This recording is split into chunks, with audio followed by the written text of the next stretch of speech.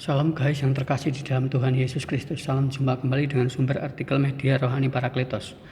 Untuk pembacaan artikel rohani pada saat ini dengan judul Hari Sabat Melampaui Ruang dan Waktu Part 6. Dalam perjanjian lama, hari Sabat dibatasi ruang dan waktu karena doa persembahan kepada Allah melalui perantaraan seorang imam. Kalau imam yang menjadi perantara doa dan persembahan kepada Allah, imamnya mempunyai karakter seperti dalam peristiwa orang Samaria yang murah hati, atau imam itu tidak tergerak dengan belas kasihan untuk menolong dan merawatnya sampai sembuh. Manakala ia dalam perjalanannya dari Yeriko menuju Yerusalem, ada seorang yang dirampok dan dianiaya. Berangkat dari hal di atas, sudah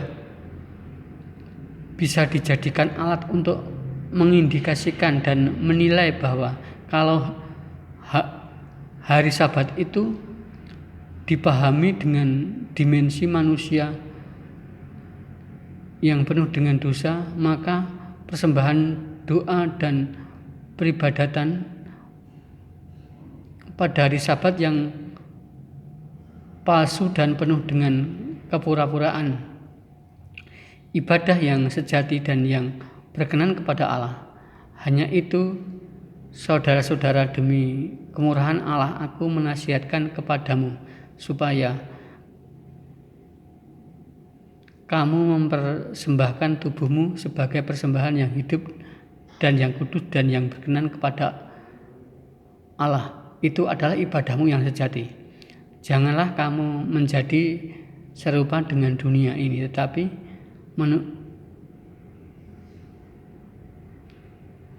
berubahlah oleh pembaharuan budimu. Orang Lewi dan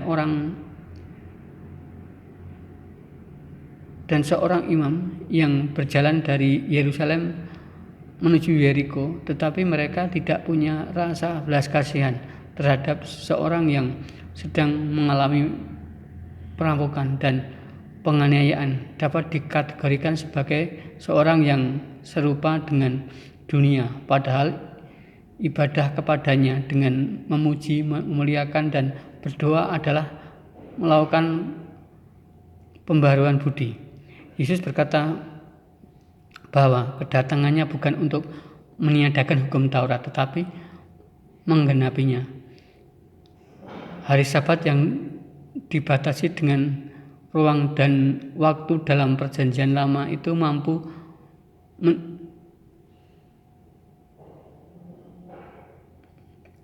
menjadi alat untuk melakukan pembaharuan budi bangsa Israel yang tegar tengkuk dan hidup serupa dengan dunia ini. Bangsa Israel terlalu sering melakukan pelanggaran terhadap ketentuan-ketentuan yang telah ia tetapkan dalam Taurat Musa. Yang lebih menyedihkan lagi, banyak para pemimpin agama Yahudi tidak punya integritas, kapabilitas, dan kapasitas, khususnya yang berkaitan dengan iman kepada Allah dan standar moral keimanannya. Tuhan Yesus berkata, jika hidup keagamaanmu tidak lebih benar dari keagamaan ahli Taurat dan orang-orang Farisi, sesungguhnya kamu tidak akan masuk dalam kerajaan surga. Ahli Taurat, Farisi dan Saduki sangat mempengaruhi dinamika perjalanan hidup bangsa Israel.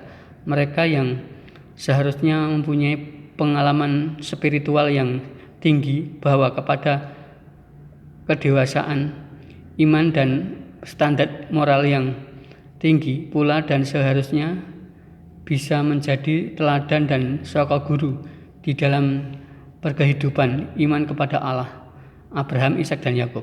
Tetapi yang terjadi sebaliknya, mereka selalu menggunakan simbol-simbol rohani atau agama untuk mencari keuntungannya sendiri dan untuk memperkuat eksistensinya pribadi sebagai orang yang berpengaruh dalam pergaulan sosial. Dengan mempergunakan simbol-simbol agama, mereka mengkriminalisasikan rakyat Israel, padahal semua itu hanya untuk menutupi kebobrokannya sendiri, sehingga Yesus dan Yohanes Pembaptis menyebut mereka sebagai ular beludak. Hari Sabat dan hukum Taurat tidak bisa menyelamatkan bangsa Israel dari belenggu dosa. Hidup mereka hanya penuh dengan dosa, selalu ditelanjangi oleh hukum Taurat itu sendiri, dan mereka selalu menaati dan menanti-nanti Sang Mesias untuk menolong hidup mereka dari penindasan bangsa lain dan penindasan kuasa maut. Amin dan bersambung.